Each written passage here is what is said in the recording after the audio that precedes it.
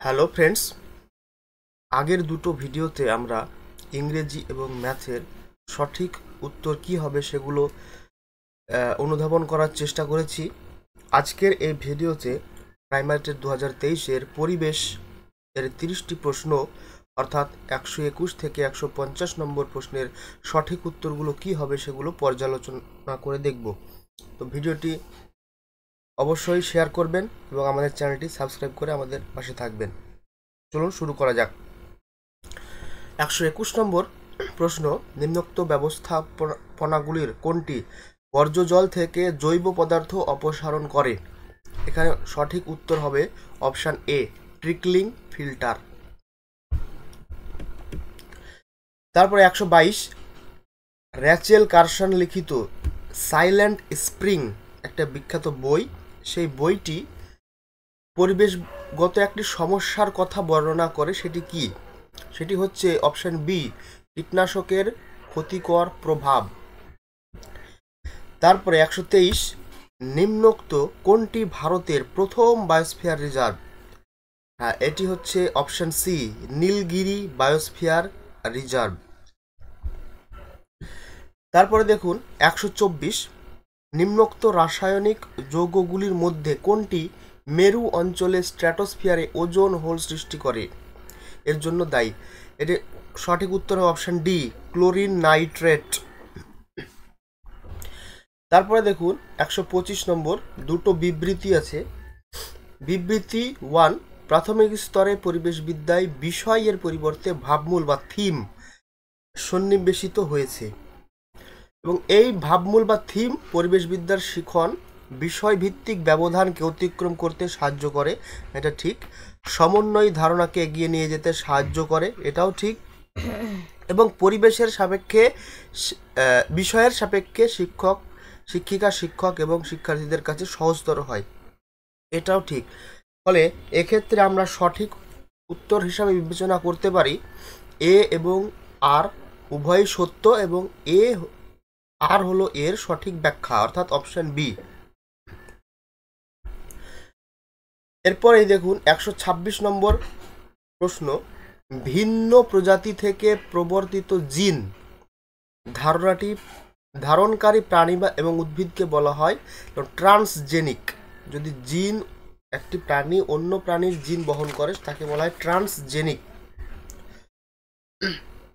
তারপরে আমরা চলে যাই 127 নম্বর, নিম্নে উল্লিখিত মাছগুলির মধ্যে কোনটি অ্যানাড্রোমাস মাছ? আচ্ছা, অ্যানাড্রোমাস মাছ হচ্ছে সেই মাছ যারা জন্মগ্রহণ করে নদীর স্বাদু জলে এবং জন্মগ্রহণ করার পর চলে যায় সমুদ্রে এবং বেশিরভাগ জীবন কাটায় সমুদ্রে, আবার ডিম দেওয়ার সময় নদীতে চলে আসে।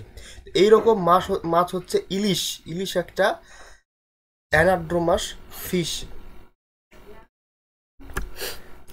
আচ্ছা, 128, নিম্নোক্ত রাসায়নিকগুলির মধ্যে কোন রাসায়নিকটিকে সবুজ দ্রাবক হিসেবে বিবেচনা করা যেতে পারে? এক্ষেত্রে সবুজ দ্রাবক হচ্ছে option D, super critical carbon die oxide.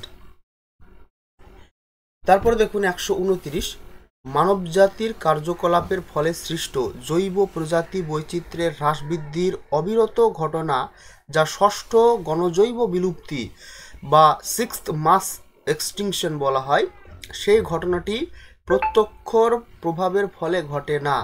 সেটি কি? সেটি হচ্ছে সাধারণত আমরা অপশন সি, প্রজাতির জন্মহার কমে যাওয়া, এইটা মাস এক্সটিংশনের মধ্যে পড়ে না।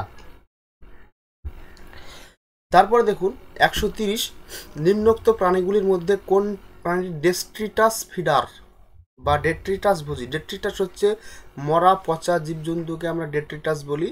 সেই ডেট্রিটাস যেগুলো খায়, মরা জিনিস খায়, সেটা হচ্ছে শকুন, ডি বা ভালচার। 131 নম্বর প্রশ্ন, দৃষ্টিগতভাবে সমস্যাক্লিষ্ট কোনো শিক্ষার্থীদের অনলাইন ক্লাস নেওয়ার সময় একজন পরিবেশবিদ্যার শিক্ষক শিক্ষিকা কোন কোন যথাযথ পদ্ধতি ব্যবহার করবেন? এক্ষেত্রে দেখুন, যে দেখতে পায় না বা দৃষ্টিগত সমস্যা, তাকে কথা বলে বোঝাতে হবে, তাহলে কণ্ঠবার্তা আদান প্রদানের মাধ্যমে এটা ঠিক হবে। অসংখ্য মৌখিক ব্যাখ্যার মাধ্যমে মানে মুখেই বলা যাবে বিষয়গুলো, এটাও হবে। সহপাঠীদের ব্যাখ্যার মাধ্যমে, এটাও হবে। তারপরে মূর্ত অভিজ্ঞতা ব্যবহারের মাধ্যমে, মূর্ত বিষয়গুলো ও কিন্তু নিজে চোখে অনুধাবন করতে পারবে না, ফলে মূর্ত বাদ দিয়ে বাকি তিনটে সঠিক উত্তর হবে অপশান এ।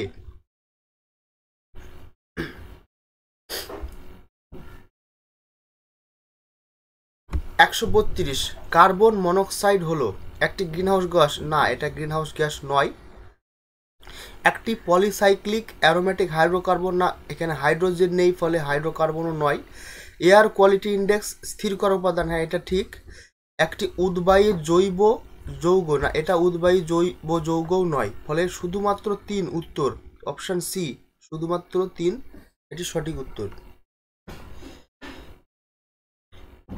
এরপরে দেখুন 133, নিম্নলিখিত কোন বছরে 21তম কপ কনফারেন্স অফ পার্টিস বা জলবায়ু সম্মেলন যেটি প্যারিসে অনুষ্ঠিত হয়েছিল? এটি হয়েছিল 2015 সালে ফ্রান্সে। তারপর দেখুন 2021-22 শিক্ষাবর্ষ আর্থিক বছরে ভারতের জনপ্রতি বা পার ক্যাপিটা বিদ্যুৎ ব্যবহারের পরিমাণ কত? এটি হচ্ছে অপশান ডি 1255 কিলোওয়াট আওয়ার। তারপর 135 নম্বর, একজন পরিবেশবিদ্যার শিক্ষক শিক্ষিকা একটি কঙ্কালের সাহায্যে তার শিক্ষার্থীদের বিভিন্ন ধরনের অস্থিসন্ধির ধারণা দিচ্ছেন। এখন তিনি দেহের বিভিন্ন শারীরস্থানিক অংশ, বল এবং সকেট, এই বল এবং সকেটের যে অস্থিসন্ধি সেটা নির্দেশ করলেন। সেটা শারীরস্থানিক অংশসমূহ কোথায় পাওয়া যাবে? সেটা হচ্ছে হাঁটু এবং কনুইয়ে নাই, মাথার খুলিতে বল সকেট নেই, গোড়ালি কবজিতেও নেই, নিতম্ব এবং কাঁধ, হিপস অ্যান্ড শোল্ডার, এখানে কিন্তু বল এবং সকেটের ফাংশনটা রয়েছে। তাহলে অপশন ডি সঠিক উত্তর। তারপরে দেখুন মাইক্রোপ্লাস্টিকের সম্পর্কে যে বক্তব্যটি সঠিক নয়, এখানে নয়টাকে ভালো করে মনে রাখতে হবে, সেটি চিহ্নিত করুন। মানব রক্তে মাইক্রোপ্লাস্টিক শনাক্ত করা হয়েছে। হ্যাঁ, এটি সঠিক। সঠিক নয় বলেছে, তখন এটি হবে না। দাঁতের মাজনে বা টুথপেস্টে উপস্থিত পলিইথিলিন এবং ঠোঁটের প্রসাধনী লিপগ্লসে উপস্থিত পলিইথিলিন টেরেপথেলেট হলো মাইক্রোপ্লাস্টিকের উদাহরণ। এটাও ঠিক। তাহলে এখানে নয় বলেছে, তার মানে এটাও বাদ যাবে। খাদ্য শৃঙ্খল বরাবর মাইক্রোপ্লাস্টিকের জৈব সঞ্চয় হয়। হ্যাঁ, এটাও ঠিক। ফলে এখানে নয় বলেছে, সেখানে এটাও বাদ যাবে। মাইক্রোপ্লাস্টিক হলো সহজ জৈব বিয়োজ্য বস্তু। না, এটা ভুল। তাহলে এটা ভুল যেহেতু, তাহলে এখানে নয় বলেছে, তাহলে এখানে সঠিক উত্তর হবে অপশান ডি। এটি জৈব বিয়োজ্য নয়, এটা অবিয়োজ্য বস্তু। 137, নিম্নলিখিত টক্সিনগুলির মধ্যে কোনটি মানুষের শরীরে রেড টাইডস এর মধ্যস্থতায় প্যারালাইটিক শেলফিশ বিক্রিয়া সৃষ্টি করে? এখানে হবে অপশান এ স্যাক্সিটক্সিন। তারপরে দেখুন 138, নিচের বিবৃতিগুলির মধ্যে কোনটি সঠিক? প্রাণীদের পরিযান পরিবেশের তাপমাত্রার সঙ্গে সম্পর্কিত নয়। না, অবশ্যই সম্পর্কিত। তাহলে এটি বাদ গেল, কারণ তাপমাত্রার কারণে প্রাণীরা শীতের দেশ থেকে উষ্ণের দেশে বা উষ্ণের দেশ থেকে শীতের দেশে পরিযান করে থাকে। প্রাণীদের পরিযান প্রজননগত প্রয়োজন মেটানোর জন্য একত্রিত হওয়ার সঙ্গে সম্পর্কিত। হ্যাঁ, এটা ঠিক। প্রাণীদের পরিযান অক্সিজেনের প্রাচুর্য না, অক্সিজেনের সঙ্গে কোনো সম্পর্ক নেই এবং দ্রুত দৌড়ায় তার প্রমাণও নয়, ফলে অপশান বি সঠিক উত্তর, প্রজননগত প্রয়োজন মেটানোর জন্য। তারপর 139 নম্বর প্রশ্ন, 39 নম্বর প্রশ্ন, নিম্নলিখিত কোন যৌগিক পদার্থটি পরিমাপের মাধ্যমে আগ্নেয়গিরির অগ্নুৎপাতের কারণে হওয়া বায়ুদূষণ শনাক্ত করা যায়? দেখুন, আগ্নেয়গিরির অগ্নুৎপাতের সঙ্গে প্রচুর পরিমাণে সালফার ডাইঅক্সাইড নির্গত হয়, ফলে এখানে সালফার ডাইঅক্সাইডটাকে পরিমাপ করলেই আগ্নেয়গিরির দ্বারা বায়ুদূষণ সেটাকে ভালো জানা যাবে। এরপরে 140 নম্বর প্রশ্নের উত্তর, একজন পরিবেশবিদ্যার শিক্ষক শিক্ষিকা রূপে আপনি বিভিন্ন প্রাণী প্রজাতি বিপন্নতার কারণে একটি বিতর্ক সভার আয়োজন করলেন। শিক্ষার্থীরা তাদের মতামত ব্যক্ত করলো। এখানে বিতর্কের উপান্তে রয়্যাল বেঙ্গল টাইগার, একশৃঙ্গ গন্ডার,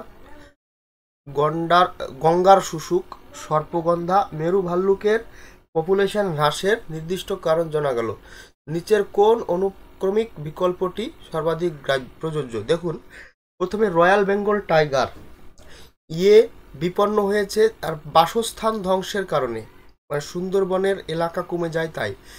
একশৃঙ্গ গন্ডার কি হচ্ছে, তার শিং বের করার জন্য বা চামড়া নেওয়ার জন্য চোরা শিকার করা হচ্ছে তার জন্য। গঙ্গার শুশুক, গঙ্গার দূষণের জন্য সমস্যা পড়ছে।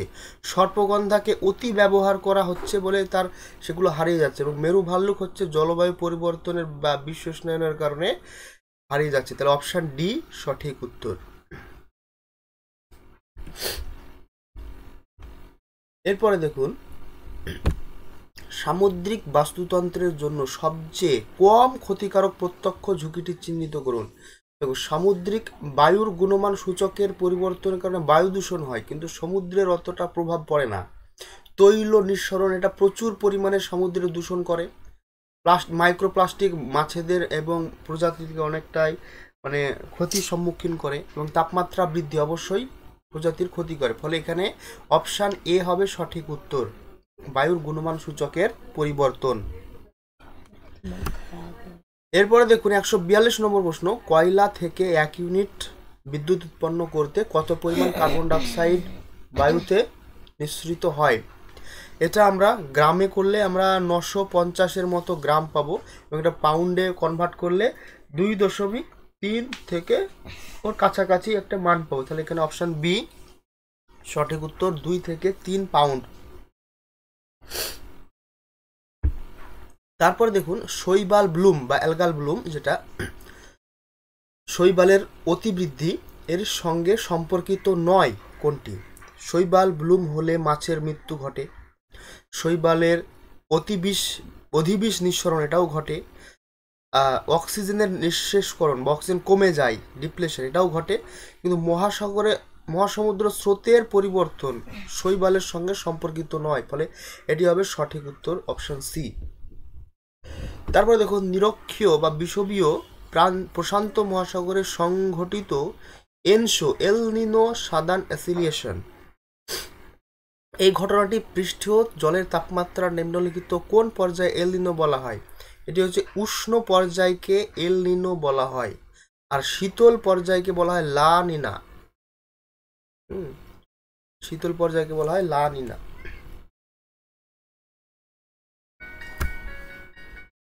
এরপরে দেখুন, নিম্নোক্ত কোন দুটি মস্তিষ্ক কেন্দ্রে মানুষের গ্লোবাল পজিশনিং সিস্টেম জিপিএস হিসেবে কাজ করে? এখানে সঠিক উত্তর হবে অপশান এ, হিপ্পোক্যাম্পাস এবং এন্টরহিনাল কর্টেক্স। এরপরে 146 নম্বর প্রশ্নের সঠিক উত্তর, শিলার আবহবিকারে সৃষ্ট আলগা উপাদানগুলি যে প্রণালীতে একত্রিত হয় সেটি কি? দেখুন, একত্রিত বা এখানে ইংরেজিতে কনসলিডেটেড বলা হয়েছে, মানে এখানে কঠিনতর পর্যায়ে পৌঁছায়, সেটা হচ্ছে লিথিফিকেশন। ঠিক আছে, আর অধঃক্ষেপণ মানে এক জায়গায় জমা হয়, কিন্তু এখানে কনসলিডেশন করা হয়েছে লিথিফিকেশনের মাধ্যমে। অপশান এ সঠিক উত্তর। 147, নিম্নলিখিত প্রাণীগুলির মধ্যে কোনটি বেন্থিক অমেরুদণ্ডী প্রাণী? বেন্থিক মানে সমুদ্রের তলায় যারা বসবাস করে, এবং অমেরুদণ্ডী। ছোট হাঙর এর মেরুদণ্ডী, চ্যাপ্টা ফিশ এটাও মেরুদণ্ডী, সি হর্স এটাও মেরুদণ্ডী। তাহলে সি অ্যানিমন একমাত্র অমেরুদণ্ডী, এবং সেটা সমুদ্রের তলদেশে পাওয়া যায়।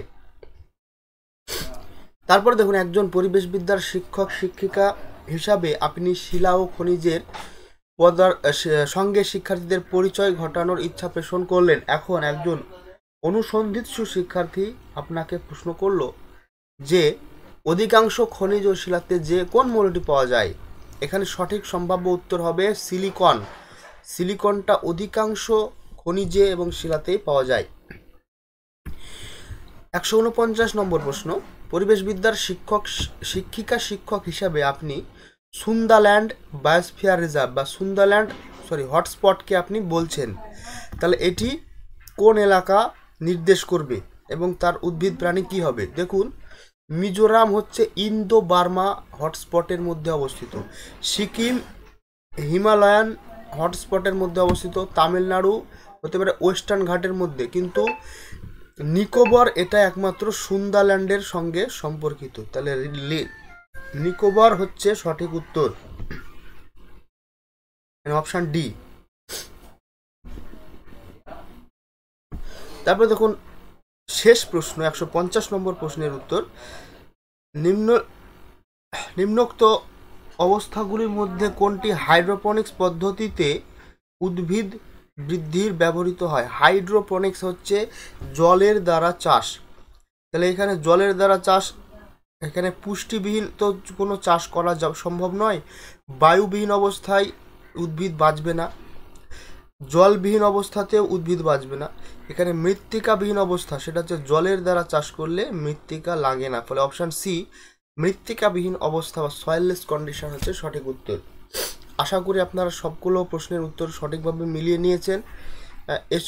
এর সঙ্গে যদি আপনাদের কোনো ডাউট থাকে অবশ্যই কমেন্ট সেকশানে জানাবেন, এবং কার কত স্কোর হচ্ছে অবশ্যই জানাবেন। আজকের মতো ভিডিও এ পর্যন্তই, সঙ্গে থাকবেন, ধন্যবাদ।